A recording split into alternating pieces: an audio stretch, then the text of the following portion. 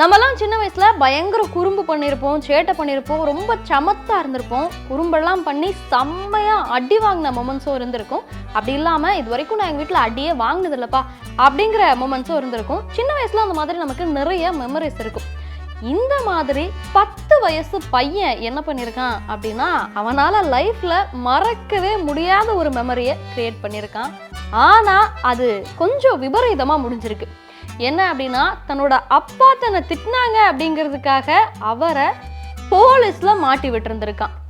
எங்க நடந்துச்சு இந்த சம்பவம், என்னென்னலாம் ஆச்சு, அவங்க அப்பாவோட நிலைமை என்ன அப்படிங்கிறத பார்க்கலாம்.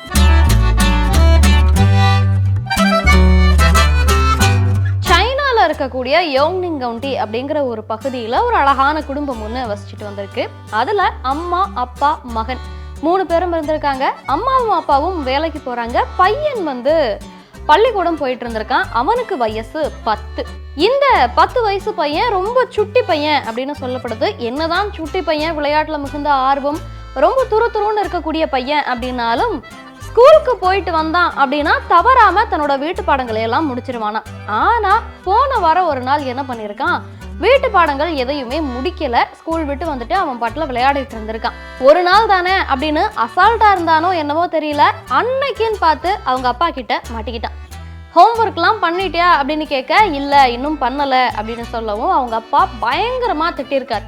எப்படி நீ ஹோம்ஒர்க் பண்ணாம விளையாடிட்டு இருக்கலாம், வந்த உடனே ஹோம்ஒர்க் எல்லாம் முடிக்கணும் அப்படின்னு உனக்கு தெரியாதா அப்படிங்கிற மாதிரி கண்ணா பின்னான்னு திட்டிருக்காரு.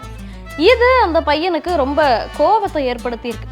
எப்பவுமே நான் கரெக்டாக தானே பண்ணிட்டு இருக்கேன், ஏதாவது ஒரு நாள் தானே மிஸ் ஆகுது, அதுக்கு போய் யாரா இப்படி திட்டுவாங்களா அப்படின்னு சொல்லிட்டு அது அவனை ரொம்ப உறுத்திட்டே இருந்திருக்கு.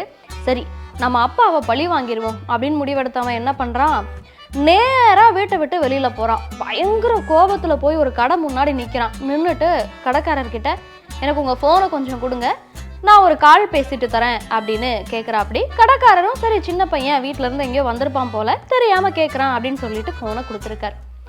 உடனடியா காவல்துறைக்கு கால் பண்ணியிருக்கான். கால் பண்ணிட்டு, எங்க அப்பா அந்த மாதிரி வீட்டுல போதைப் பொருள் வச்சிருக்காரு, நீங்க அவரை பிடிச்சிடலாம் அப்படின்னு சொல்லி தகவல் கொடுத்துட்டு கட் பண்ணிட்டு திரும்ப போன அந்த கடைக்காரர்கிட்டயே கொடுத்துட்டு குடுன்னு வீட்டுல ஓடி போய் உட்காந்துட்டான். எதுவுமே நடக்காத மாதிரி அவன் பாட்டுக்கு திரும்ப எடுத்து ஹோம்ஒர்க் பண்ண ஆரம்பிச்சிருக்கான். காவல்துறையினர் இந்த அழைப்பின் அடிப்படையில் அந்த பையன் சொன்ன அட்ரஸ்க்கு பாக்குறாங்க.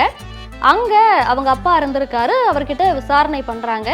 இல்ல அதெல்லாம் எதுவும் கிடையாது, என் வீட்டுல போதைப் பொருள்லாம் எதுவுமே இல்லை அப்படின்னு சொல்லவும், இல்ல உங்க பையன் தான் ஃபோன் பண்ணி சொன்னான், அவனுக்கு தெரியாம எப்படி இருக்கும் அப்படிங்கவும் அவருக்கு பயங்கர ஷாக்கு. எதுக்குடா பண்ண அப்படின்னு கேட்கவும், நீங்க தான் ஹோம்ஒர்க் பண்ணலான்னு திட்டினீங்கல்ல, அதனாலதான் போலீஸ்ட்ட மாட்டி விட்டேன் அப்படின்னு சொல்லியிருக்கான். இருந்தாலும் காவல்துறையினருக்கு ஒரு சந்தேகம் இருக்கு. இந்த பையன் எதையுமே பார்க்காம எப்படி ஃபோன் பண்ணுவான் அப்படின்னு சொல்லிட்டு, உங்களுடைய வீட்டை நாங்க சோதனை போடணும் அப்படின்னு சொல்லி முழுக்க சோதனை பண்ணி பார்த்துருக்காங்க. அதுல அப்படின்னு சொல்லக்கூடிய அந்த உலர்ந்த காய்கள் ஒரு 5-6 வீட்டுல இருந்திருக்கு. எதுக்காக இதை வீட்டுல வச்சிருக்கீங்க அப்படின்னு சொல்லிட்டு காவல்துறையினர் அவங்க அப்பாட்ட கேட்டிருக்காங்க. இது என்னுடைய மருத்துவ உபயோகத்துக்காக வச்சிருக்கேன், நீங்க நினைக்கிற மாதிரி போதை பொருள் பழக்கம்லாம் எனக்கு இல்லை, இது வெறும் மருத்துவ உபயோகத்திற்காக மட்டுமே வைக்கப்பட்டிருக்கு அப்படின்னு சொல்றாரு. ஆனாலும் சைனால ஒரு சின்ன அளவு போதை பொருள் கூட அது எந்த பயன்பாட்டிற்காகவே இருந்தாலும் வச்சிருக்க கூடாது அப்படிங்கிறது சட்டம். அப்படிங்கிறதுனால நீங்க 5-6 உலர்ந்த அபின் காய்களை வச்சிருந்திருக்கீங்க, அதனால இது போதைப் பொருள் தடுப்பு பிரிவுல தான் வரும், உங்களை கைது பண்றோம் அப்படின்னு சொல்லி கைது பண்ணவங்க போதைப் பொருள் தடுப்பு பிரிவுக்கு அந்த வழக்கையும் மாற்றி இப்போ அவரை சிறையில அடைச்சிருக்காங்க. இதுக்கப்புறம் அவர் என்ன ஆனாரு, வெளியில வந்தாரா இல்லையா அப்படிங்கிறது கொஞ்சம் பொறுத்திருந்து பார்த்தாதான் தெரியும். என்னதான் சின்ன வயசுல நம்ம எல்லாம் சேட்டை பண்ணியிருந்தாலும் அது ஒரு அளவோட நின்றுக்கும்.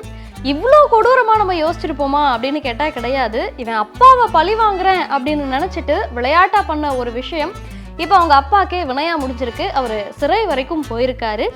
இது கூட பரவாயில்ல, இதுக்கப்புறம் அவர் வெளியில வந்ததுக்கு அப்புறம் அந்த பையனோட நிலைமை என்ன ஆகும் அப்படின்னு உங்களுக்கு என்ன கமெண்ட்ஸ் எல்லாம் தோணுதோ அதெல்லாம் கமெண்ட்ஸ்ல சொல்லுங்க.